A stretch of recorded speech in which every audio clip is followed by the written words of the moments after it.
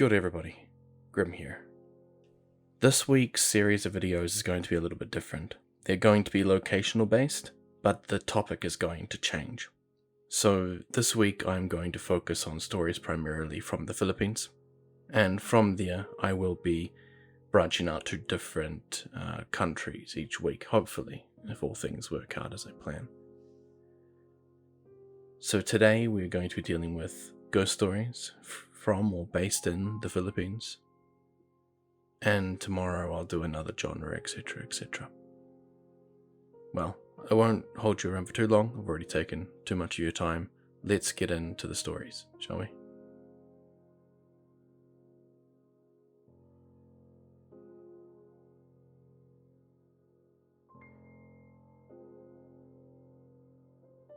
This is an encounter a priest teaching my Catholic school in the Philippines had. So, at my high school, built above the church, is a library. Nothing too big, about the size of a basketball court. At the back of the library is a small room for teachers only. He goes into the room, closes the door behind him, and starts grading for the night. Because of how late it was, and the papers he was grading, he eventually nods off and only wakes up because he hears rustling coming from the other room. Thinking that some students are up to no good, he yells, telling them no one is supposed to be here this late. You guys are going to be in trouble. The rustling stops, and the door starts shaking like someone is trying to get in. He yells louder, the door shakes harder. He starts to think that these aren't students, and they might be something more sinister. So he starts praying. Eventually the door stops shaking and he gets up and looks through the keyhole to see what was doing all of this. As he's looking through the hole, he sees the room empty but a shade of red. He falls back and starts praying until the sun comes up. When the sun comes up, he opens the door, runs through the library, down the stairs, and out of the church. He runs into the security guard and asks if he saw anything strange last night. The guard says yes. I saw a demon with red eyes through the window of the library last night, so I didn't go near there.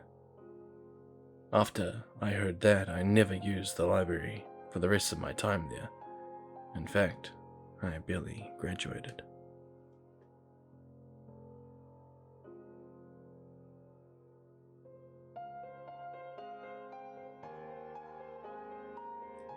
Monsters Among Us. Long story ahead. This is a story according to my mother's experience when she was a teenager living in a remote village in one of the islands in the Philippines. This happened in the 70s. My mother told me when she first got into high school, she had a seatmate who shares the same name as her. Other than their names, my mother recalled that they also shared the same interest with music and arts. They instantly clicked and became friends.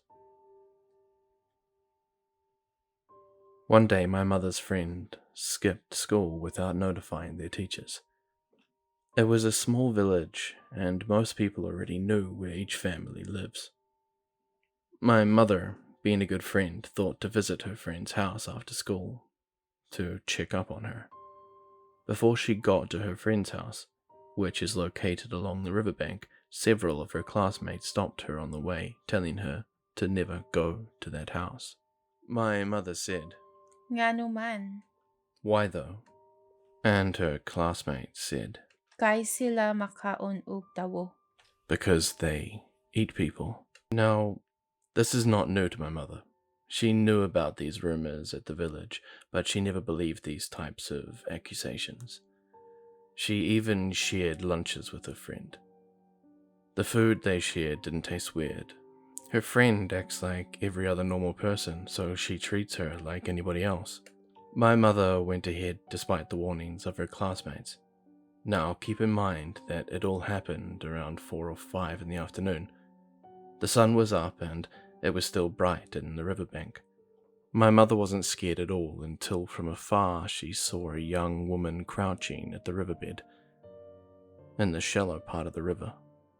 She initially thought this woman was washing clothes or maybe peeing at the river. This woman had long frizzy white hair and appears to be wearing a long black dress with its hem already wet by the river water.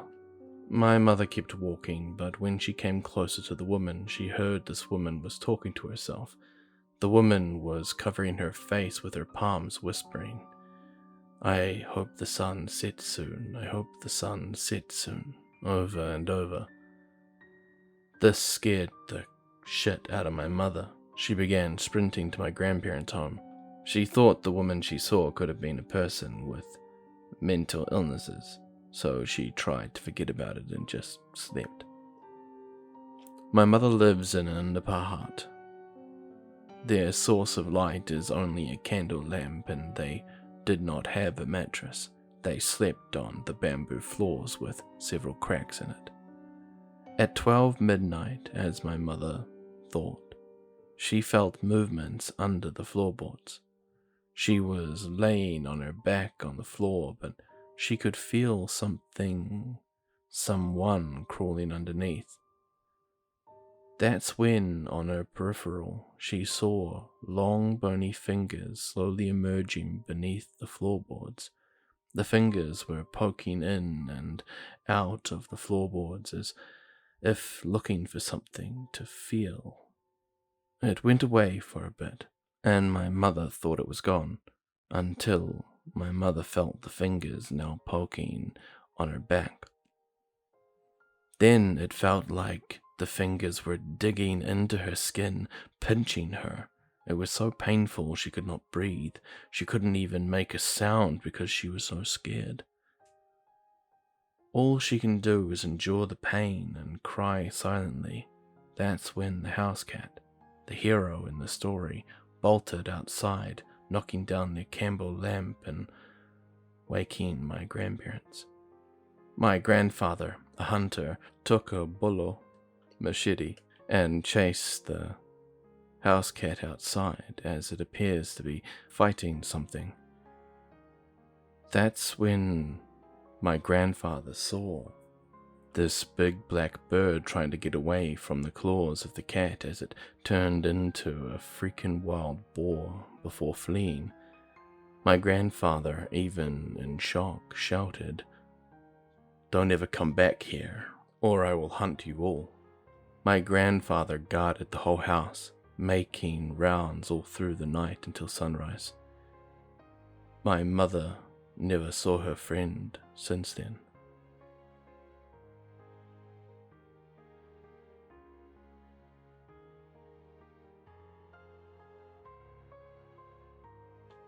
Kids.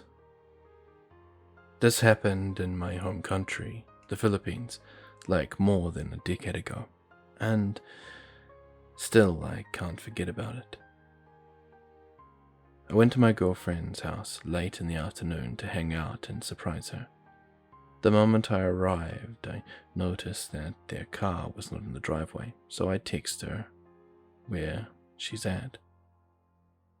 She said the whole family is out and will be back before 6 p.m.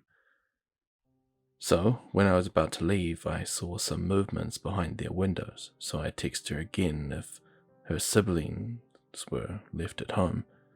She said nobody's at home, and I told her I can literally see 2 kids looking outside the window. She told me to go home because those are not her siblings but something else. So I was about to run when I heard kids' voices asking me, "Are you going home?" And they also said, "Take care." Up to now, it still sends chills and gives me chicken skins.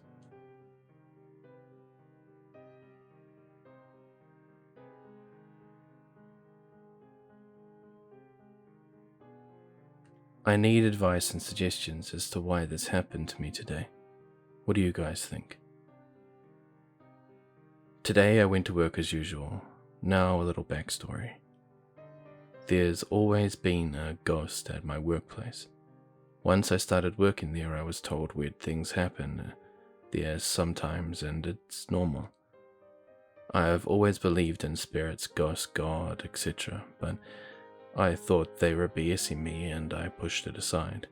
But then weird little things started happening, such as banging in the basement, or shadows sometimes, voices, or kids crying. I live in a town with a population of 2,000. Well, lately, weirder things have been happening. Sometimes I hear the door opening. We have 2 bells on the door, but when I look, there's no one near, and co-workers hear it too. Well, today I was wearing a black necklace at work. It's a cross and has Virgin Mary pendant on it. Well, somehow I started bleeding, like the cross poked, cut me, and it's exactly where the cross sits on my chest, and it starts burning a little. I didn't even notice it was bleeding until I looked in the mirror in the bathroom and I'm dripping blood. So I take the necklace off. At first it wasn't coming off, so the blood is smeared and dripping everywhere. I finally get it off and put it in a pocket. I can clean the blood off with a paper towel and covered it with a band-aid. I was like, okay, weird. I didn't connect it to anything and thought maybe I scratched myself and didn't notice, but it was all weird. Anyways, fast forward 2 hours. It's an hour before closing, and me and my co-worker sees a shadow, and I go and sit down because I'm tired and freaked out, because then my older co-worker looks at the ground and said, "You heard that right," and they both say yes. At this point, I'm just want to go home. Anyways, my co-worker and I are talking, and I tell her I'm scared and my hands are just on my lap, and I lift my hands up for a second and the necklace is hanging from my hand, cross dangling, and I look down in shock. And my co-worker looks at it and starts cussing that she's done with this place and starts getting really freaked out, and I'm just saying her name over and over, panicking. How that just happened or why it appeared in my hand. So after work I asked my boss's daughter to check the cameras. It caught it. I'm going to see if I can maybe attach it here so you can judge for yourself. It's zoomed in a lot. You can clearly see it. Well, meanwhile, my boss is closing the cash register and her dog is sitting at the basement stairs crying and whining. And my boss's daughter and the co-worker come to tell me, and I'm really spooked. My gut is sick and I just want to go home. Keep in mind, my mother always talks about experiencing paranormal activity, and 2 nights ago I get a call from her asking if I'm home because there's slamming and voices upstairs. But I wasn't. I got home today and I tell her what happened. She saged me and the house. My father's upstairs and doesn't believe me, but that's okay because he doesn't believe in these kinds of things, but the rest of my family do. While my mum was saging me, we're on FaceTime with my aunts in the Philippines, and I'm holding my phone in my right hand, and it's facing my aunt. My aunt says, "Why are you showing me a picture of my sister?" Backstory, I'm adopted by my auntie whom I call Mum because she raised me. My biological mother is her sister. She went missing in 2007 but was never found. If you want proof, her name is Juna Liza Chapel. You can find her case online. My adopted mother, my aunt, says, "What are you talking about? I'm not." And my aunt was like, "You keep showing me a picture of Junalisa." And my mum says, "No, I'm not Lee." Aunt in the Philippines name. And she says, like, "You sure you saw Junalee?" And my aunt goes, I'm pretty effing sure I know what my sister looks like. I saw it, but the picture wasn't on my phone. Also, the same night 2 nights ago, weird things were happening at my aunt's house in the Philippines, such as things were falling down around the house and her tea rolling off the table. My aunt said she saw the pictures of my biological mother while I was getting saged, and when I kept repeating "go away negative energy, you're not welcome here," which my mum found weird and kept asking what that means, and we can't find out why the cross somehow ended up in my hand when my co-workers and I were talking about how we were spooked. I thought maybe my mother was watching over me and was maybe trying to protect me or something, like a sign to put it back on. What do you guys think?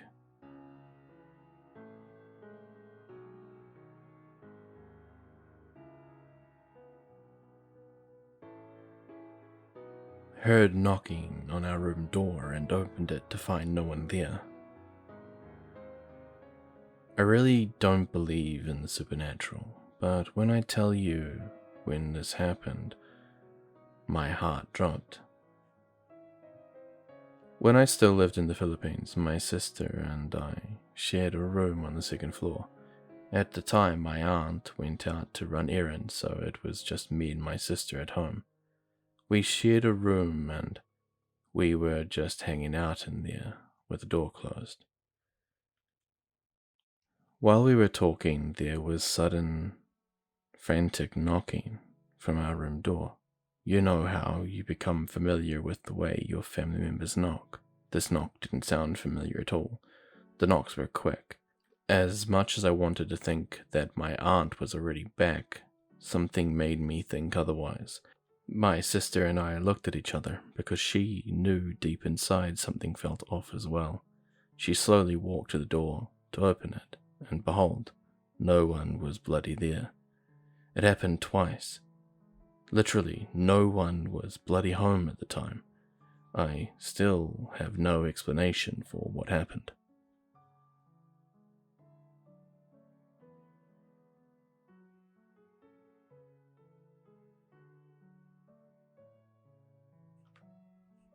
When I was around 8 years old, I went to a large private school that comprised of kindergartens all the way up to college.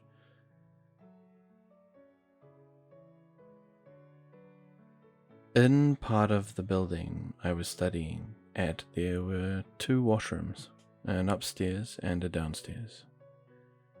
Students were allowed to go to either, but were recommended to go to the one closest to their classroom.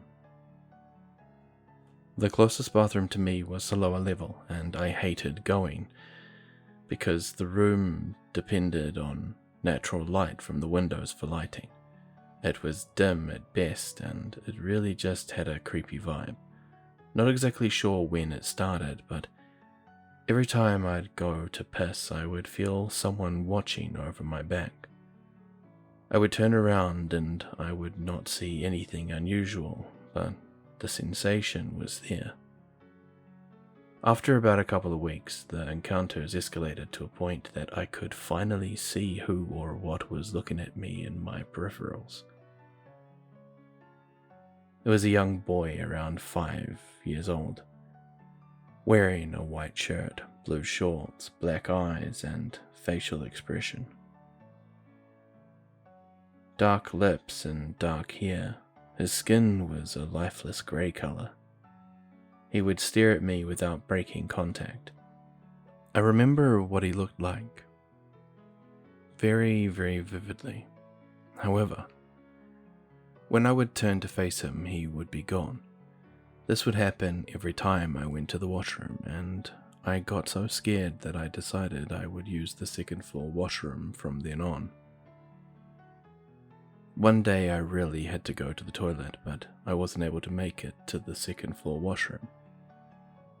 I wet my pants, and I was sent home for the day. I told my parents I just couldn't hold it. It was a much easier excuse than having to tell them a little boy was watching me pee in the first floor washroom. My older brother, 10 years old at the time, who went to the same school, asked me why I opted to go to the second floor bathroom instead of the closest to my classroom. This time I decided to tell my brother the real reason, expecting him to tell me it's all in my head or just my imagination. But boy, I was wrong. When I told him it was because every time I went to the first floor I felt like someone was watching me, my brother replied with, "Is it a boy?" and proceeds to describe exactly how the boy looks, down to the way it stared at him. I was completely freaked out when he shared his identical experiences with the ghost. I'm 19 now, and to this day I have absolutely no explanation for all of this. I still have vivid memories of the boy's image, and I have never felt the same eerie feeling from being stared at by that boy. If anyone has similar experiences, please share. Thank you.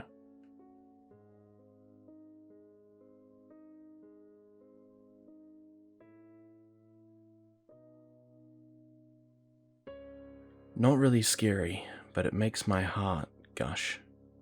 I'm Filipina, and some people in the Philippines call their grandmothers nanay, and their grandfathers tatay. My mom's mother, my nanay, is 95, and my mom's dad, my tatay, passed away in 1992 from a heart attack. This story isn't really scary, but it is very touching. My mom had recently told me that she told nanay over FaceTime, "Mommy, don't die yet. We can't go there now." And nanay replied saying, "I'm not scared or dying." My mom then said to me, she's not scared of dying. She can't wait to be back with my dad. She went on to tell me another story. When my mom visited the Philippines back in 2018, she was talking to my nanay in the morning. Nanay said, "You know, I still dream of your dad every night." "Really do I not dream about him?" my mom asked. "Oh really? What does he say?" My nanay said, "He doesn't say anything. He just hugs me, and sometimes we're dancing. When I wake up, I feel like he's really here. He never really left me." Again, not scary, but boy, did it make me cry.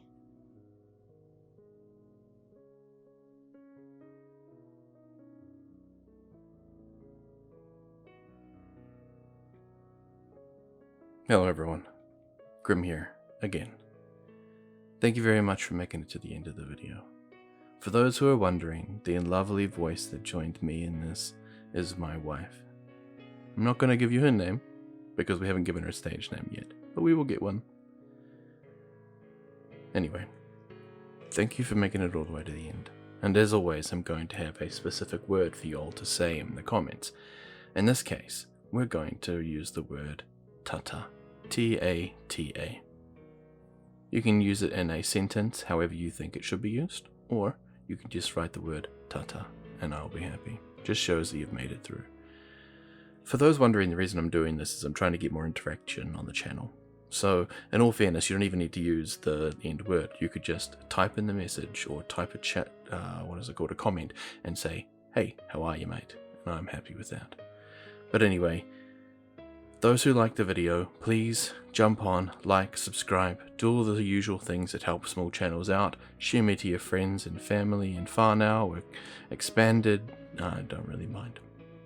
But outside of doing that usual please subscribe jargon, what I'll say here is be safe wherever you are. And look after yourself. Have an amazing night or day wherever you are. I'll see you next time, and as always, I'm Grimm, and I'm, well, signing off.